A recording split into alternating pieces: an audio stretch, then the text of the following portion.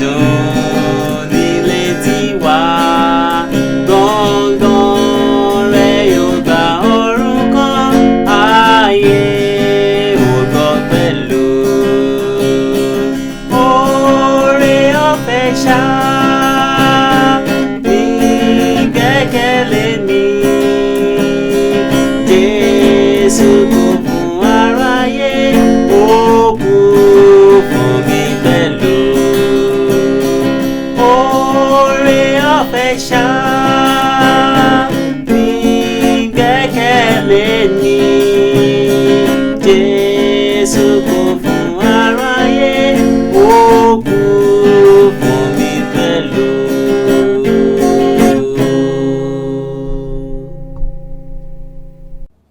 A dúpẹ́ lọ́wọ́ Ọlọ́run fún oore ọ̀fẹ́ rẹ̀ ní orí ayé wa àti gbogbo tí ó ti ń ṣe lórí ètò yìí.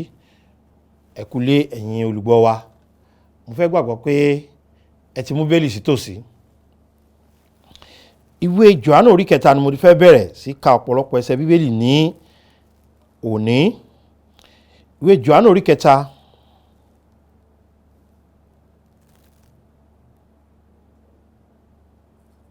Mo fẹ́ bá a sọ lórí kí ni nǹkan tó fìdí rẹ̀ múlẹ̀ pé a ti ní ìgbàlà,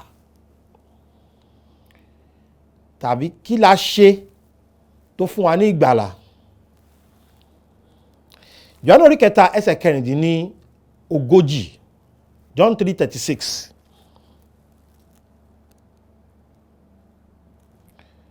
Bẹ́ẹ̀ni sọ ní ẹsẹ̀ 45 pé bàbá fẹ́ ọmọ, ó sì ti fi ohun gbogbo lé e lọ́wọ́.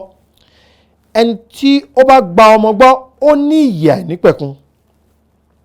Ẹni tí kò bá sì gba ọmọ gbọ́ kì yóò rí ìyè, ṣùgbọ́n ìbínú Ọlọ́run ń bẹ lórí rẹ̀. Olúwa dúpẹ́ lọ́wọ́ yín fún gbogbo ọkàn tí ó ń gbọ́ ètò yìí ní àkókò yìí. Ọlọ́run alágbára, ẹ jẹ́ kí òye ọ̀rọ̀ yín kó yé wọn. Ẹ mọ́kúnnú mi kó o sì lò mí fún ògo rẹ.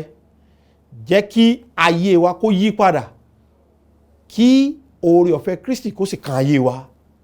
Ẹ ṣé torí pé ó ṣe eléyìí. Ẹ fún mi ní àwọn àpẹẹrẹ tó ṣe kókó tí àwọn ènìyàn gbọ́dọ̀ rí nínú òtítọ́ yìí. Ní orúkọ Jésù Olúwa wa, àmín. Nǹkan ẹyọ kan tó fìdí ìgbàlà múlẹ̀, tàbí tó ń fi hàn wá pé a ti ní ìgbàlà.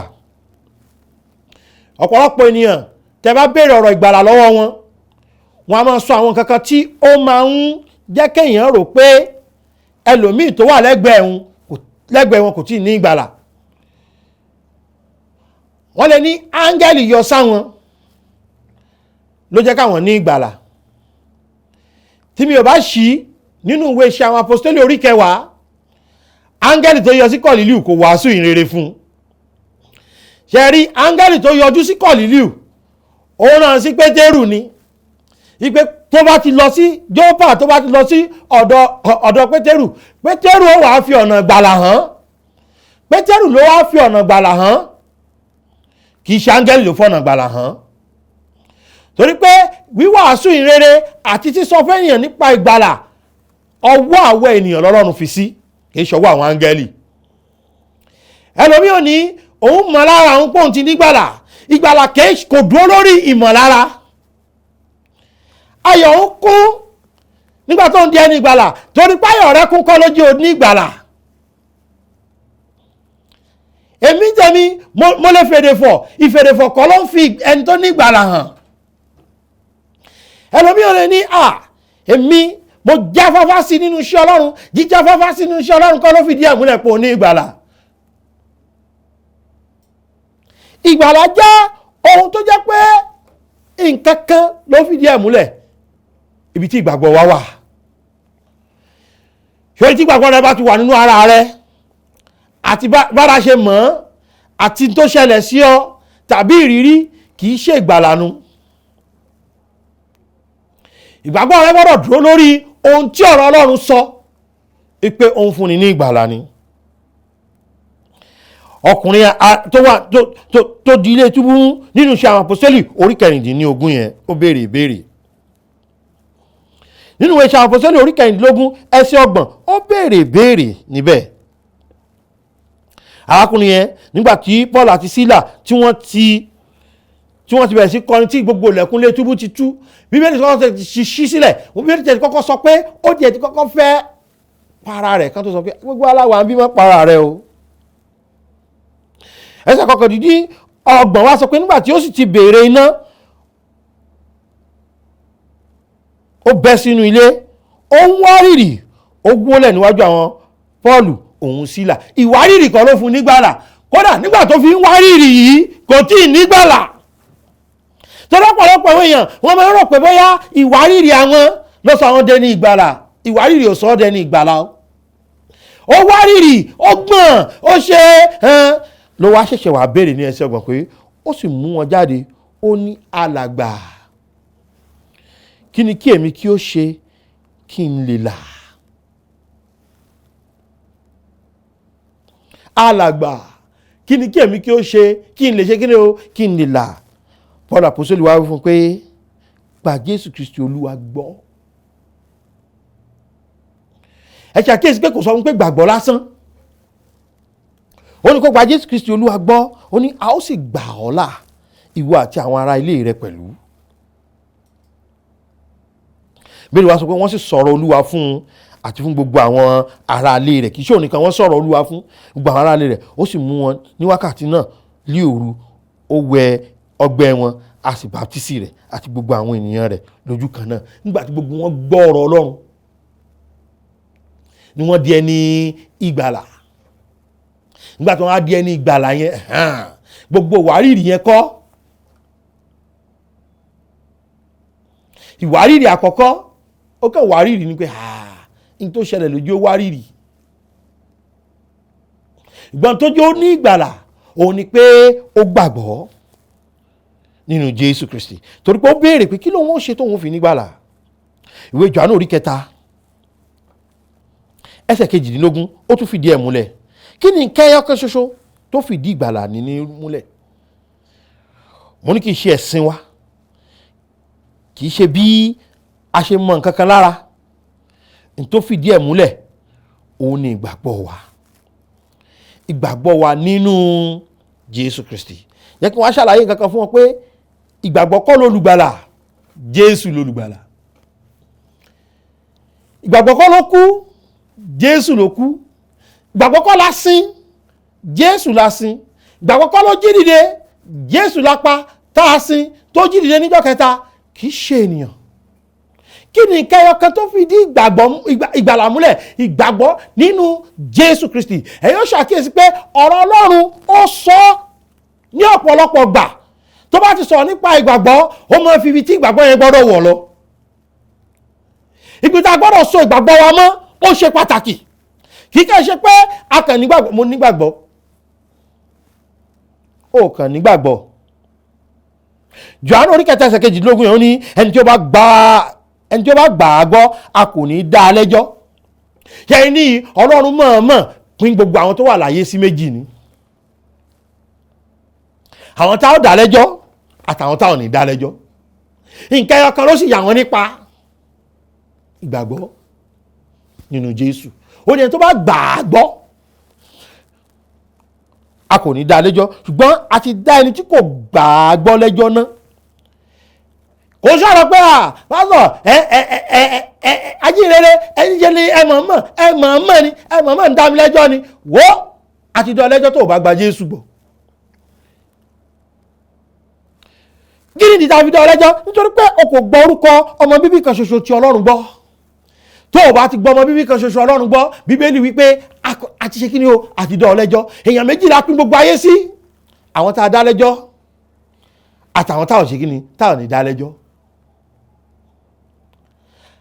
A pín gbogbo ayé sí àwọn ẹni tí ó ní ìyà nípẹ̀kun àtàwọn tí ò ṣe kí ni o, tí ò ní ìyà nípẹ̀kun. Gbogbo ohun tá à ń sọ yìí ó dúró lórí ìgbàgbọ́ wọn nínú Kristi Jésù. Ẹ kí n sọ fún yín ẹ̀yin ènìyàn Ọlọ́run pé èyí ni ìdájọ́ náà, pé ìmọ́lẹ̀ wá sí ayé, àwọn ènìyàn sì fẹ́ òkùnkùn ju ìmọ́lẹ̀ lọ nítorí tí iṣẹ́ wọn burú. Ó jẹ́ ìbànújẹ́ pé wọ́n ń pè ọ́ lójoojúmọ́ pé kó gba Jésù, kò sì ní rárá. Ẹ fi mí lẹ̀ o, tó bá ti kú díẹ̀ kí n kú ṣe ohun tí mọjọ́ tó kù. Tí n bá ti dàgbà díẹ̀ sí kí ni ìdánilójú pé ó dàgbà díẹ̀ sí, kí tó fi ara rẹ sábẹ́ ìdájọ́, kí tó fi ara rẹ sábẹ́ ìdálẹ́bi, kí ló dé tó fi ara rẹ sábẹ́ ìbínú Ọlọ́run tó gba Jésù Kristi gbọ́? Kí ló fìdí ìgbàlà múlẹ̀? Nkẹyọ kan náà ni ìgbàgbọ́ nínú Jésù Kristi. Kì í ṣe ìmọ̀lára wa, kì í ṣe ìrírí wa, kì í ṣọ̀rọ̀ ìtara wa tó pọ̀ sí. Ìgbàgbọ́ nínú Jésù Kristi ni. Jẹ́ kí n fi yé wa pé ìgbàgbọ́ yìí a sọ̀rọ̀ nípa rẹ̀ ní ẹ̀ẹ̀mẹ́tàléní àádọ́fà 153 times lásọ̀rọ̀ rẹ̀ nínú Bíbélì. Kí ló ń dáyàn lẹ́bi? Àìgbàgbọ́ náà ni. Máàkù orí 16 ẹsẹ̀ 16 rẹ̀. Bíbélì wí fún wa ní Máàkù orí 16 ẹsẹ̀ 16 pé ẹni tí ó bá gbàgbọ́ tí a bá sì baptisi rẹ̀ yóò là. Ẹ wá gbọ́ ní tó ló fa ìdálẹ́bi o, ṣùgbọ́n ẹni tí kò bá gbàgbọ́ yóò jẹ̀bi. Kí ló mú ẹ̀bi wá? Àìgbàgbọ́. Àìgbàgbọ́ nínú ikú, sísìn àtàjíǹde Jésù.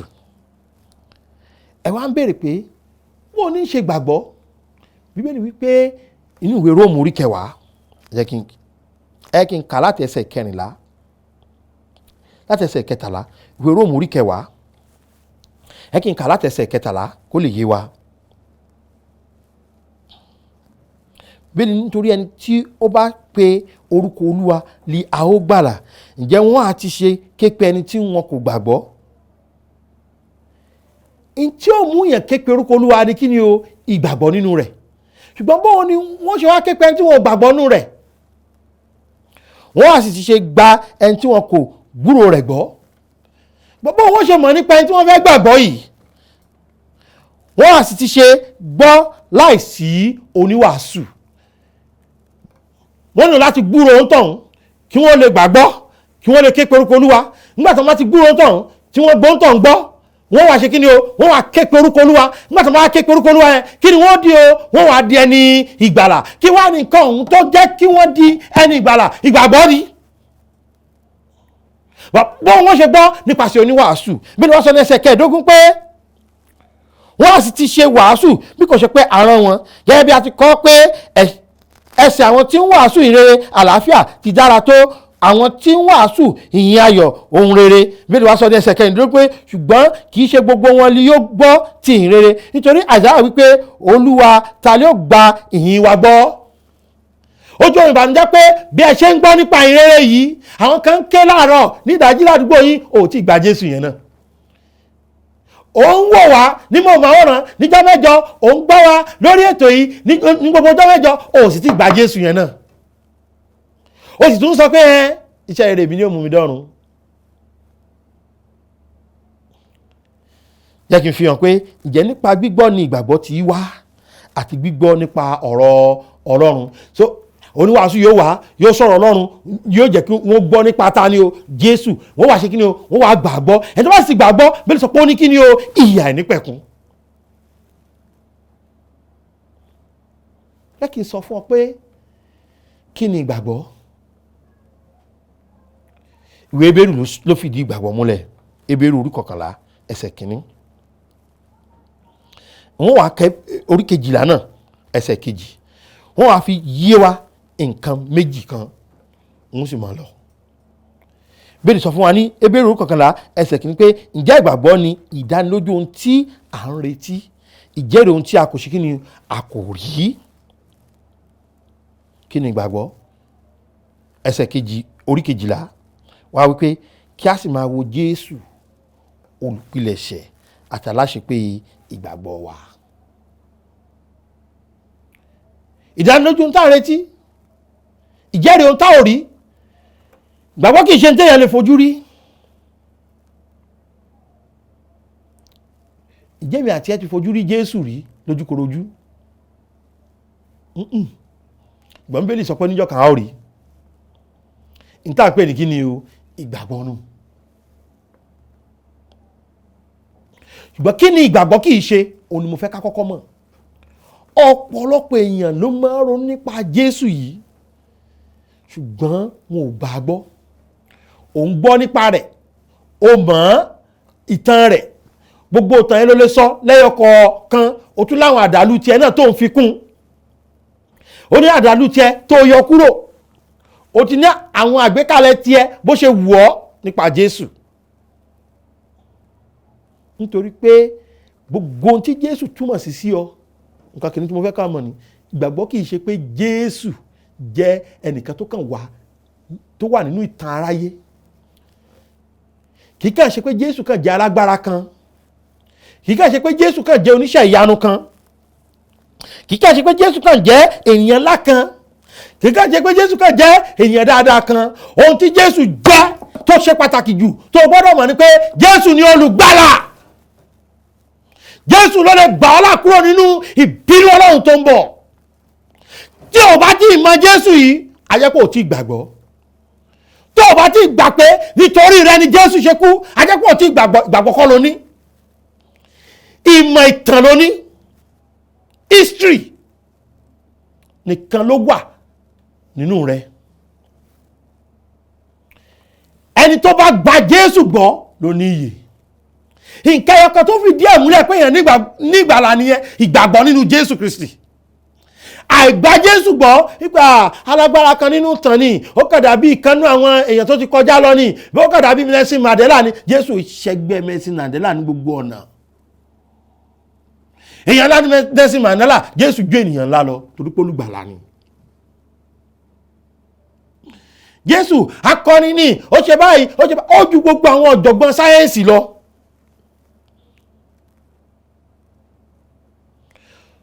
Ọlọ́run nínú ara tó di ènìyàn láti kọ́ ṣe lọ̀rọ̀ wà pẹ̀lú Ọlọ́run sì ní ọ̀rọ̀ náà Jésù Kristi yìí àwa pa lórí àgbélébù àwa sin ní ọjọ́ kẹta ó sì jíǹde nítorí èmi àti yín nígbà tí a sì pátá sí tó jíǹde nítorí èmi àti yín ó ra ìyè àìnípẹ̀kun fún wa ìpè ẹnikẹ́ni tó bá gbà á gbọ́ kí ó má bàa ṣègbé mo kí lè ní ìyè àìnípẹ̀kun. Kí ló dé tó jókòó sáàrin àwọn tá a dá lẹ́jọ́? Kí ló dé tó jókòó sáàrin àwọn tí a dá lẹ́bi? Àìgbàgbọ́. Tí ẹnikẹ́ni ò bá dé ìjọba ọ̀run nǹkan ẹyọ kan tí ò ní jẹ́ ó débẹ̀ nìyẹn àìgbàgbọ́.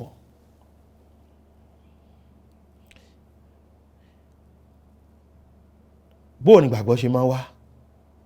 Nípa gbígbọ́ ọ̀rọ̀ Ọlọ́run. Kí wá ní ìgbàgbọ́? Ìgbàgbọ́ ni pé nínú Jésù Kristi ni pé mo ṣí ọkàn mi kúrò nínú gbogbo nǹkan yòókù tí ipá mi ká. Mo ṣí ọkàn mi sọ́dọ̀ Jésù Kristi wípé láti ní ìgbàlà yìí ipá mi ò ká. Ipá mi ò ká ti gbára mi la o. Ẹ̀jẹ̀ mi kò lè fọ ẹ̀ṣẹ̀ mi mọ́. Iṣẹ́ ìsìn mi kò lè sọ mí dọmọ Ọlọ́run. Ìfèdèfọ̀ mi kò lè sọ mí dàtúnbí. Òfin mẹ́wàá mi kò lè fún mi ní ìgbàlà. Mo ṣí ojú mi kúrò lára òfin mẹ́wàá. Mo ṣí ojú mi kúrò lára ìfèdèfọ̀. Mo ṣí ojú mi kúrò lára iṣẹ́ ìsìn. Èmi gbàgbọ́ pé ó dáa kéèyàn ṣiṣẹ́ ìsìn. Ṣùgbọ́n kéèyàn fún èèyàn nígbàlà o. Mo ṣí ojú mi sọ́dọ̀ ọ̀gọ́ àgùntàn ni tí a pa fún ẹ̀ṣẹ̀ aráyé. Mo ṣí ojú mi sọ́dọ̀ Jésù Kristi pé òun nìkan ló lè gbà mí. Ta ló lè gbà yín dádì? Nǹkan ẹyọ kan tó fìdí ẹ̀ múlẹ̀ pa nígbàlà kì í ṣe iṣẹ́ rere, kì í ṣe ìmọ̀lára, kì í ṣe iṣẹ́ ẹ̀sìn, kì í ṣọ̀rọ̀ pé mo rò pé Jésù èèyàn ńlá kan tó wá nínú ìtàn ni. Ó jù bá ń lọ. Nǹkan ẹyọ kan náà ni ìgbàgbọ́ nínú Jésù Kristi. O ti ń gbọ́ nípa Jésù lẹ́nu mi. Ó ti lé lọ́dún kan báyìí tí ètò oore ọ̀fẹ́ fún àyípadà yìí ti bẹ̀rẹ̀. o sì ń wò níjọ́ mẹ́jọ mẹ́jọ, o ti tún ṣe bàbá mú wa délé, o sì tún ṣe ilé ológun má jẹ́ ń pàdánù rẹ̀. Kí wá ló ti gbọ́? O tí ìgbàgbọ́ náà. Ẹni tó bá gba ọmọ gbọ́, Bíbélì sọ pé ó ní iye àìnípẹ̀kun. Ojú fún ọrù lónìí o, ẹ̀ẹ̀kan péré ló nílò rẹ̀. Tó o bá ti gbàgbọ́ lẹ́ẹ̀kan yẹn, ìyè àìnípẹ̀kun di tiẹ̀ ni. Ṣé o gbàgbọ́ tọkàntọkàn lónìí pé Jésù sínú ọkàn rẹ̀ níbi tó wà yẹn, wípé Jésù ọmọ Ọlọ́run ṣàánú fèmí ẹlẹ́ṣẹ̀, kí o sì gba ọkàn mi là. Mo gbà ọ́ gẹ́gẹ́ bí olùgbàlà mi lónìí. Jésù wá sínú ọkàn mi, kí o sì máa gbé bẹ́ẹ̀. Jésù, mo dúpẹ́ torí pé o ti gbà mí là. Ẹ ṣé tẹ́ fún mi ní ìyè àìnípẹ̀kun. Jésù Olúwa wa, àmín. Ǹjẹ́ ẹ ti pe Jésù sọ́kàn yín tọkàntọkàn lónìí? Ǹjẹ́ ẹ mọ̀ pé béèyàn ṣe ń di ọmọ Ọlọ́run nìyẹn? Ǹjẹ́ ẹ mọ̀ pé nǹkan kan péré tó fìdí ẹ̀ múlẹ̀ pé èèyàn ti di ọmọ Ọlọ́run nìyẹn? Ǹjẹ́ ẹ mọ̀ pé nǹkan tó fìdí ẹ̀ múlẹ̀ pé èèyàn ti nígbàlà nìyẹn? Ǹjẹ́ ẹ mọ̀ pé nǹkan tó fìdí ẹ̀ múlẹ̀ pé èèyàn ó dé ìjọba ọ̀run nìyẹn? Gbígbà Jésù Olúwa gbọ́. Ìgbàgbọ́ yẹn ló jẹ́ kẹ́ ẹ ké pé àbí bó ṣe yẹ kó rí nù. Nígbà tí ẹ ti ké pé kó gbà yín là yẹn, ó ti gbà yín là ni. Ó ní ẹnikẹ́ni tó bá ké pé orúkọ Olúwa là ó gbàlà. Kò sọ pé ó ṣeé ṣe kó nígbàlà, ó dájú pé ó ń tàn dín nígbàlà. Bóyá nǹkan kan ò yé yín nínú wàásù yìí, ẹ jọ̀ọ́ ẹ pé 07038085652 07038085652 tàbí 07087682122 07087682122 tàbí 07055307492. Eléyìí tí mo pè kàn yẹn òní WhatsApp wa 07055307492. Àlàáfíà Ọlọ́run yóò máa bá yín gbé. Ẹ ṣé tí ẹ tẹ́tí. Mo kí yín o ní orúkọ Olúwa tí ó ṣe iyebíye jùlọ. Orúkọ tèmi ni Timothy Ọládìméjì Òjó, aṣiṣẹ́ kiri ìránṣẹ́ Ọlọ́run láti inú ìjọ onítẹ̀bọmi Faith ní ìlú Ògbómọ̀ṣọ́. Ó tún jẹ́ ayọ̀ mi láti lo àkókò yìí láti pè yín sí ibi ètò wa ọlọ́dọọdún tí a ṣe lọ́jọ́ fún àwọn ìránṣẹ́ Ọlọ́run, àwọn olùṣọ́ àgùntàn àti òṣìṣẹ́ ìjọ tí a pè ní èdè òyìnbó ní Pastors and Church Workers Conference, èyí a máa ń ṣe ní ọ̀sẹ̀ àkọ́kọ́ sí ọ̀sẹ̀ kejì nínú oṣù kejì ọdọọdún. Fún ọdún yìí tí í ṣe ọdún 2022, ètò yìí yóò wáyé ní àti ọjọ́ Ajé tí í ṣe Monday ọjọ́ keje, yóò sì parí ní àṣálẹ́ ọjọ́ kẹsàn-án ọjọ́rú ní oṣù kejì ọdún 2022 tí a wà níbẹ̀ yìí.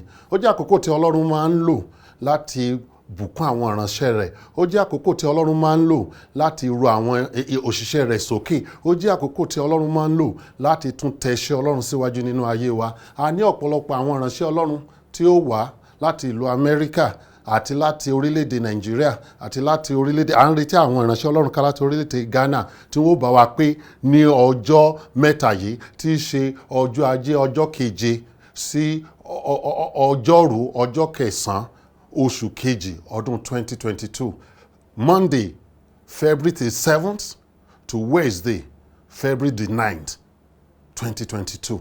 Mo gbà pé Ọlọ́run yóò ràn yín lọ́wọ́ láti wá. Nígbà tí ẹ bá sì wà níbẹ̀, ẹ ó rí ìbùkún Ọlọ́run. Àlàáfíà fún yín. Adùn nílé tiwa, gbọ̀ngbọ̀n rẹ̀ yóò gba ọ̀run kan, ayé ò gbọ́ pẹ̀lú. Oore ọ̀fẹ́ ṣá ní gbẹ́kẹ̀lé mi.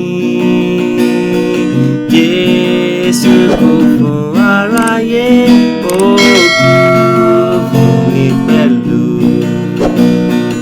Oore ọ̀fẹ́ ṣá ní gbẹ́kẹ̀lé